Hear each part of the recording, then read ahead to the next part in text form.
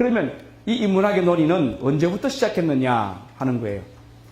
사실 사람다움에 대한 생각, 그리스어로는 레떼라고 합니다만은 뭐뭐답다라고 말할 때 그 사람답다라는 생각은 고대 그리스 철학에서 이야기가 먼저 됐어요. 지금부터 약 2700년 전후에서 이야기가 되었습니다. 그러니까 이 고대 그리스의 사람들은 사람답다 하는 것을 말하기 위해서 말을 만들어냈고 그 말을 문자로 만들어내서 이 문자를 역사로 남기기 시작합니다. 그래서 이제 이러한 운동이 소위 서양 철학이라고 하는 그 철학을 만들어내는 거죠. 그러면 이 고대 그리스나 로마에서 태동했던 저러한 사상적 태동은 서양에서만 있었느냐? 저 지중해 에게의 바다를 중심으로 그쪽에서만 있었느냐? 아닙니다. 거기서만 아니라 동양에서도 있었죠. 누구십니까? 약 2500년 전후해서 공자, 맹자, 순자, 노자 이런 그런 분들의 이야기로 시작이 됩니다. 그러면 자, 우리 자랑스러운 대한민국, 우리 대한민국 사람들은 인문학에 대한 관심을 언제부터 가졌을까? 이거 한번 질문해 보세요.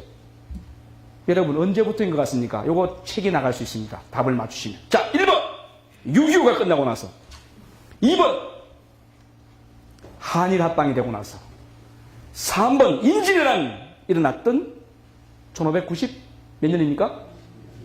예, 그때. 4번 단군이 나라를 세우면서. 예, 손 들고 말씀해 보세요. 예, 선생님.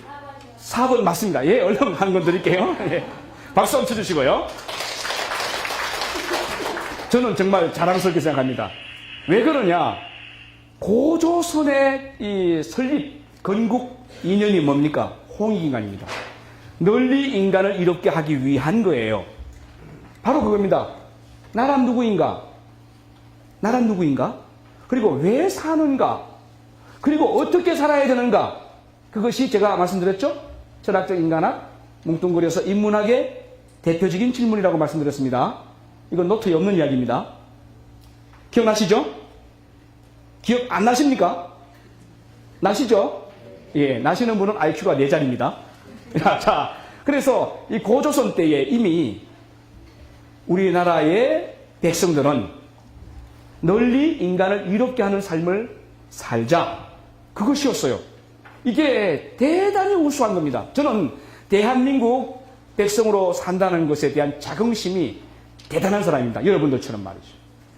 제가 저 지중해로 가서 그 바다를 건너가기 전에 이렇게 서 있었습니다. 그런데 이쪽 땅하고 저쪽 땅을 건너가기 위해서 이 가로지르는 그 큰 배가 있었는데 그 배가 지나가야만 우리가 다시 배를 타고 건너갈 수 있는 거예요. 그런데 그 배가 지나가는데 저 멀리서 뚜 하고 오는 거예요. 사람들이 무료하잖아요. 그래서 버스에서 내려서 이렇게 한 30분 다니다가 보니까 깜짝 놀랐습니다. 그 큰 배에 수백 개의 컨테이너가 실려 있는데 거기에 하얀 글씨로 영어 글자가 쓰여 있었습니다. 회사 이름입니다. 그거 보고 제가 깜짝 놀랐어요. 그게 무엇이었을까요? 1번 제페니스, 2번 차이나, 3번 현대.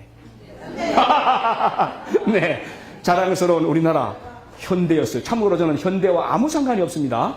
같은 동포일 뿐입니다. 이 현대를 보니까 너무 반가운 거예요. 그 다음에 제가 모스크바에 강의차 갔는데 모스크바 강이 있죠? 이 모스크바 강이 한강보다 넓어요. 그 강을 쫙 건너가면 크레물이 나옵니다. 푸틴 대통령이 있는 크레물. 그런데 그 모스크바 다리를 건너가는데 첫 번째 다리 난간에 러시아 깃발이 쫙 꼽혀 있더라고요. 한 10m쯤 가니까 놀랍게도 또다시 저의 심장을 팡팡 뛰게 하는 깃발이 꼽혀 있었습니다. 하얀 판에 파란 글씨가 쓰여 있습니다. 자, 무엇인지 아는 분? 예, 선생님? 예, 삼성이었습니다. 이런 경우는 또 제가 한번 드려야 됩니다. 예. 여러분, 대한민국에 이렇게 기업들이 세계 한복판에 가 있다는 이야기예요. 러시아의 그 수도 모스크바는 참고로 여러분 잘 아시겠지만 1,000만 명이 살고 있는 도시입니다. 공산주의 국가 중에 종주국가예요.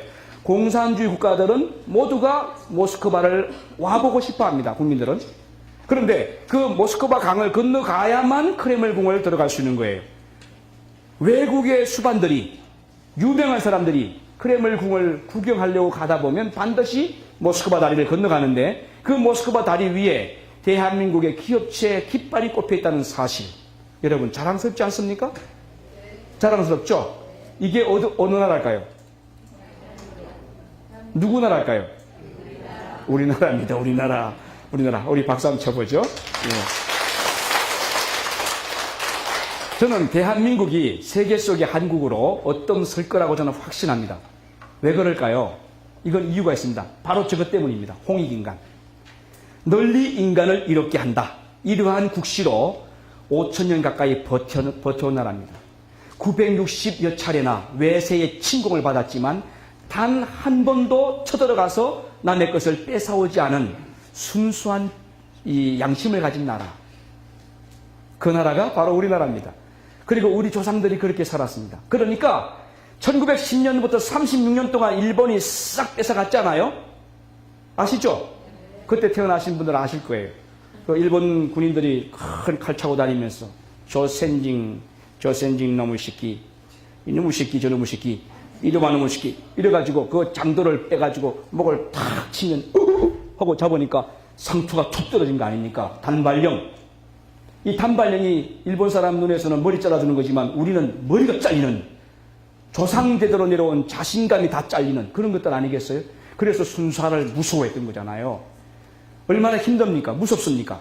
그러한 상황 속에서 이 의식이 다운되고 기운도 다운되고 물자도 다 뺏기고 남자 좀 힘쓴다 하면은 너 이리 와.